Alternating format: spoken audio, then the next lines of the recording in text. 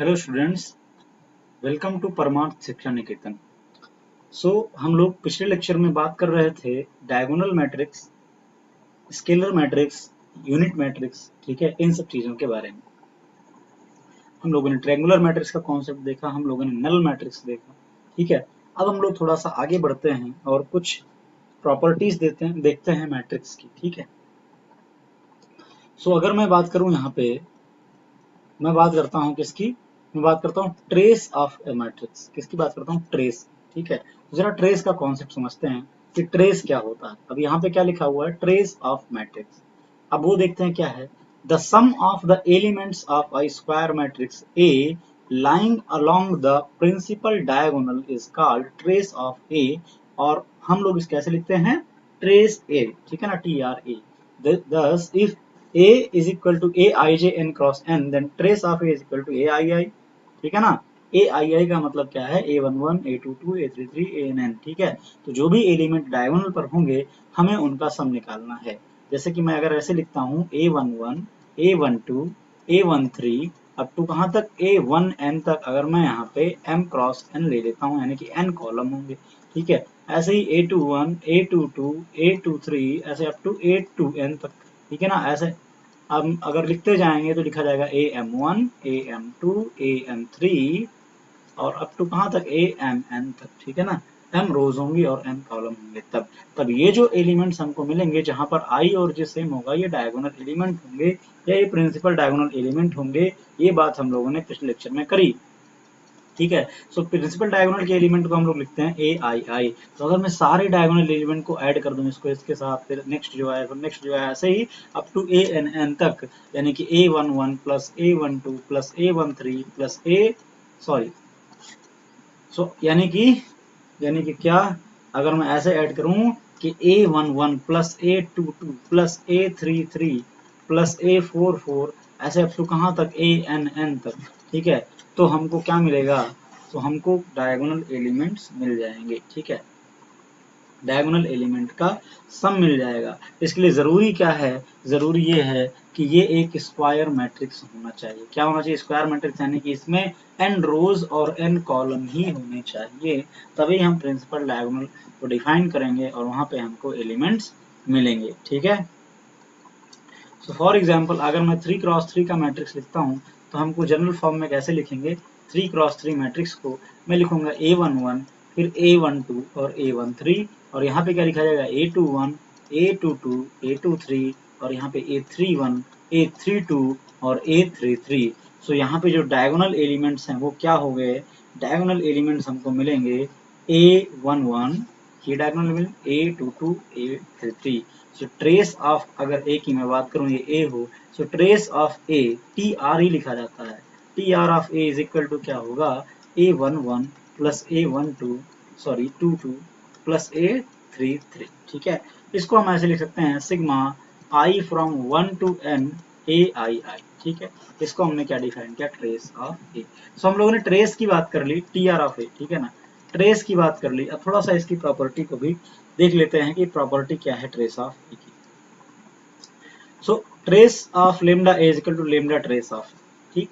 Lambda A है, lambda ए का मतलब मैट्रिक्स ए है, इसे मैंने मल्टीप्लाई कर दिया किसी लेमडा से। हम मैट्रिक्स मल्टीप्लिकेशन देखेंगे। अभी के लिए यहाँ पर बात आ गई है तो मैं जरा बता दूं कि अगर किसी मैट्रिक्स में हम किसी वैल्यू से मल्टीप्लाई करते हैं तो वो वैल्यू उसके सारे एलिमेंट में मल्टीप्लाई होती है, ईच एलिमेंट में मल्टीप्लाई होगी। फॉर एग्जाम्पल अगर मैं आप लोगों से बोलता हूँ कि मेरे पास एक मैट्रिक्स है, मेरे पास क्या है? एक मैट्रिक्स है ए इज इक्वल टू, मान लो मैं 2x2 का मैट्रिक्स लेता हूँ, ABCD, ठीक है ना, 2x2 का। अगर मुझको 2A चाहिए, मुझको क्या चाहिए? 2A चाहिए, तो मैं 2 का मल्टीप्लाई करूंगा A में, तो 2 का मल्टीप्लाई करूंगा तो मैं ऐसे लिखूंगा, ठीक है ना, ABCD 2, और 2 का जब मल्टीप्लाई करेंगे तो सारे एलिमेंट में मल्टीप्लिकेशन होगा, ध्यान में रखना। तो क्या हो जाएगा? 2A 2B 2C 2D, ठीक है, 2A 2B 2C और 2D। तो अगर यहाँ से अगर हर जगह कोई एक वैल्यू कॉमन है, वहां से हम कॉमन निकालेंगे तो एक वैल्यू हमको क्या मिलेगी? ए। या हम ये कह सकते हैं कि मल्टीप्लाई करेंगे तो सम में मल्टीप्लाई करना पड़ेगा, या कॉमन लेंगे तो सबसे कॉमन हमको लेना पड़ेगा, ठीक है, ओके। सो ये हो गई वैल्यू। इसको अगर हम देखें कि कैसे आता है तो हम यहाँ पर देखेंगे। मान लो ए यहाँ पे है, ए बी सी डी लिया था हमने, यहीं से समझे हम। और मान लो मैंने के से मल्टीप्लाई कर दिया के ए, सो हमको क्या मिलेगा, के ए, के बी, के सी और के डी। अगर मैं इसका ट्रेस लेता हूँ, ट्रेस ऑफ के ए, तो मुझे क्या मिलता है, के ए प्लस के डी, और के कॉमन लेंगे तो मुझे मिलेगा ए प्लस डी। और अगर मैं इसका ट्रेस लेता हूँ, ट्रेस ऑफ ए, यहाँ पर हमको मिलेगा ए प्लस डी। सो ए प्लस डी की जगह मैं ट्रेस ऑफ ए लिख सकता हूँ, तो ये क्या हो जाएगा, के टाइम्स ट्रेस ऑफ ए। तो ये हमको ध्यान में रखना है कि trace of P R of के ए इज इक्वल टू के टाइम्स ट्रेस ऑफ ए। सो ये निकल के आता है हमारे पास, ठीक है। सो ये पहली प्रॉपर्टी है ट्रेस की, ट्रेस ऑफ के ए इज इक्वल टू क्या होगा, के टाइम्स ट्रेस ऑफ ए। ठीक है, नेक्स्ट हम लोग क्या देखना है, नेक्स्ट हम लोग दूसरी प्रॉपर्टी क्या है कि a प्लस बी का जो ट्रेस होगा वो क्या होगा, trace of a plus trace of b।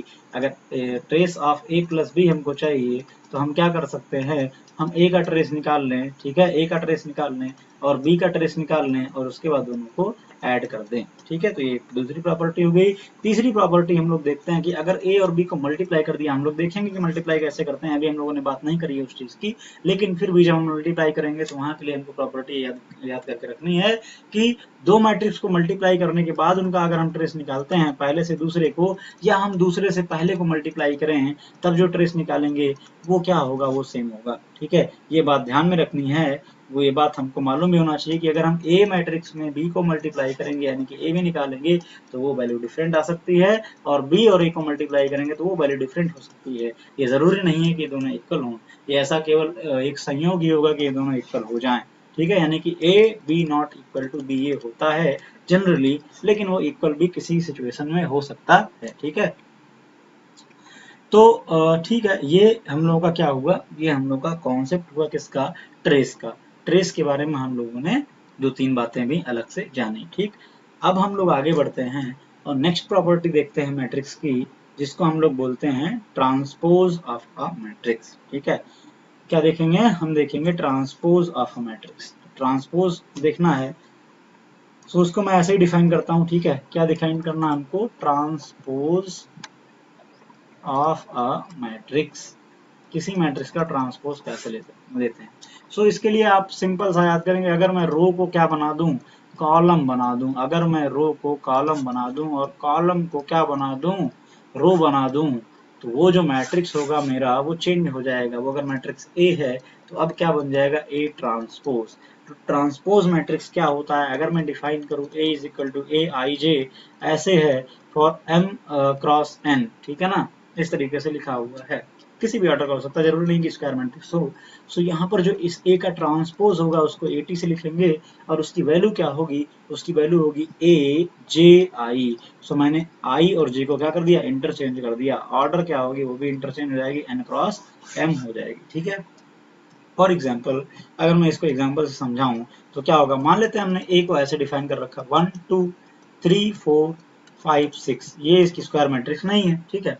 सो इसके लिए हमें ए का ट्रांसपोज चाहिए, ए ट्रांसपोज को ऐसे भी लिखेंगे या फिर ए डैश में लगा दूंगा, ठीक है। तो ये क्या होगा, ये होगा जितने कॉलम्स हैं उनको रो में लिख दो, कॉलम को रो में, तो क्या हो जाएगा 1 3 5, उसके बाद दूसरा कॉलम है इसको दूसरी रो में लिख दो, सो क्या हो जाएगा 2 4 6। सो ये हमारे पास ऑर्डर कितने का था, 3 रोज थी और 2 कॉलम्स थे, अब यहाँ पे 2 रोज और 3 कॉलम्स हो गए।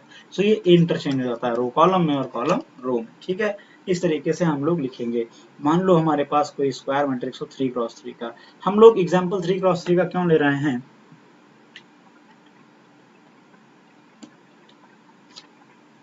क्योंकि आप लोगों को आपके कोर्स में 3x3 पर ही जोर देना है, 3x3 मैट्रिक्स पे ही सारी चीजें हमको करनी है।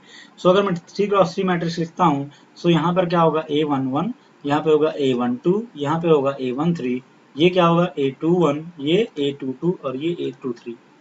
नेक्स्ट रो क्या होगी, A31, A32 और A33, ठीक है। सो यहाँ पे अगर मैं बात करूँ ट्रांसपोज की, तो भाई ट्रांसपोज लिख के दिखाओ मुझे। सो यहाँ पर A है, A का ट्रांसपोज क्या होगा, जो मैं कॉलम में लिखा हूँ उसको मुझे किस में लिखना है, रो में लिखना है। सो मैं क्या लिखूंगा, A11, A12, A13, ठीक है। Sorry, A11, A21, A31, A11, A21 और A31, ठीक। नेक्स्ट की बात करूं, सो क्या यहाँ पर क्या होगा, यहाँ से स्टार्ट करेंगे इस तरीके से A12 तो उसके बाद A22 उसके बाद A32 नेक्स्ट अगर मैं लिखूंगा सो A13 उसके बाद A23 उसके बाद A33 ठीक है। सो हम लोग यहाँ पर देखेंगे इसकी पोजीशन में कोई चेंजिंग नहीं आई, डायगोनल एलिमेंट्स अपनी ही जगह पर रहे ठीक है। केवल क्या हुआ है जो नीचे के एलिमेंट थे जो लोअर ट्रायंगुलर के एलिमेंट्स हैं अपर में चले गए और जो अपर के एलिमेंट है वो कहाँ आ गए, लोअर ट्रायंगल में आ गए ठीक है। तो ये केवल इंटरचेंज होता है, जो आई था वो जे बन गया और जो जे था वो आई बन गया, यहाँ 1 2 था यहाँ 2 1 हो गया, 1 3 था 3 1 हो गया ठीक है। तो ये हमको ध्यान में रखना, ये ट्रांसपोज ऑफ ए है ठीक है। तो बहुत ज्यादा कोई स्पेशल केस है नहीं, ये ट्रांसपोज निकालने के लिए हम रो को कॉलम में और कॉलम को रो में इंटरचेंज कर देंगे ठीक है। सो अब यहाँ पे हमने दो चीजें देखी, एक देखा हमने ट्रेस और एक देखा हमने ट्रांसपोज ऑफ अ मैट्रिक्स ठीक है। सो अब जरा दो और यहाँ पे कॉन्सेप्ट हम देख लेते हैं ठीक है, जिनको बोला जाता है सिमेट्रिक मैट्रिक्स और नेक्स्ट कॉन्सेप्ट क्या है, नेक्स्ट कॉन्सेप्ट है स्क्यू सिमेट्रिक मैट्रिक्स।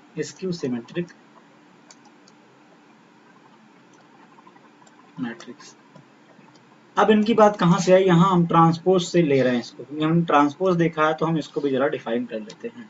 तो आप सपोज करें कि A इज इक्वल टू इस तरीके से दे रखा है, ये दे रखा है ए आई जे एन क्रॉस एन, ये क्या है स्क्वायर मैट्रिक्स ठीक है। मान लेते हैं हम, कुछ भी हो सकता है ना, कुछ भी हो सकता है ठीक है, लेकिन हम डिफाइन कर रहे हैं तो हम स्क्वायर मैट्रिक्स की ही बात करेंगे ठीक है, स्क्वायर मैट्रिक्स की बात करेंगे। सो पर सपोज करें एक स्क्वायर मैट्रिक्स है एन क्रॉस एन ऑर्डर का और मैं इसका लेता हूँ ए ट्रांसपोज, तो ये क्या हो जाएगा, ये हो जाएगा ए जे आई ऐसे एन क्रॉस एन। और अगर इन केस ऐसा हुआ कि ए जो है वो ए ट्रांसपोज के ही इक्वल निकला तो हम इस मैट्रिक्स को बोलते हैं सिमेट्रिक मैट्रिक्स। कैसा मैट्रिक्स बोलते हैं, सिमेट्रिक मैट्रिक्स। और ऐसा क्यों होगा, क्योंकि मैंने ए आई जे को चेंज कर दिया ए जे आई से चेंज करने के बाद भी अगर वही मैट्रिक्स मिल रहा है, इसका मतलब ये दोनों एलिमेंट सेम थे। सो जब भी ए आई जे बराबर होगा ए जे आई के, सो उसको हम लोग क्या बोलेंगे, सिमेट्रिक मैट्रिक्स बोलेंगे ठीक है। इसका मतलब A12 बराबर होगा A21 के ठीक, A13 बराबर होगा A31 के और A23 इज इक्वल टू होगा A32 के ठीक है। सो अगर मैं यहाँ पे बनाऊं तो मैं कैसे बनाऊंगा मैट्रिक्स को, ए मैट्रिक्स हो जाएगा A11 A12 A13 ठीक है। ए कुछ मैट्रिक्स होगा यहाँ पे A22 होगा, यहाँ पे A33 होगा ठीक है, ये मैट्रिक्स क्या होगा A23। अब ये जो A21 है किसके इक्वल होगा 1 2 के, तो मैं यहाँ पे 1 2 लिखता हूँ। ये जो A31 है किसके इक्वल होगा 1 3 के, तो मैं यहाँ पे 3 1 लिखता हूँ ठीक है, 1 3 लिखता हूँ ठीक है। और अगर यहाँ पे मैं बात करूँ तो ये 3 2 होने वाला है, लेकिन किसके इक्वल होगा 2 3 के, तो मैं यहाँ पे 2 3 लिखता हूँ। जब मैं इस तरीके से लिखूंगा तो मुझे जो मैट्रिक्स मिलेगा वो कैसा होगा, वो एक सिमेट्रिक मैट्रिक्स होगा। और अगर सिमेट्रिक मैट्रिक्स को हम ध्यान से देखें तो ये डायगोनल के रिस्पेक्ट में सिमेट्रिक है। डायगोनल से जितनी दूर पर यहाँ पर अगर इस ये वाला एलिमेंट देखें तो ये वाला एलिमेंट दोनों क्या है, सेम है। अगर मैं इस एलिमेंट की बात करता हूँ तो इसके कॉरेस्पॉन्डिंग ये एलिमेंट जो है ये क्या है, सेम है, इसके कॉरेस्पॉन्डिंग ये एलिमेंट सेम है। तो ये जो डायगोनल एलिमेंट हैं ये एज अ मिरर वर्क कर रहे हैं। कैसे वर्क कर रहे हैं, एज अ मिरर, क्योंकि इसके इधर और इधर वाले जो एलिमेंट्स हैं वो आपस में क्या है, सेम ठीक है। सो मिरर इमेज है एक दूसरे की, है ना। इसको हम लोग बोलते हैं सिमेट्रिक मैट्रिक्स। इसको हम लोग क्या बोलेंगे, सिमेट्रिक मैट्रिक्स।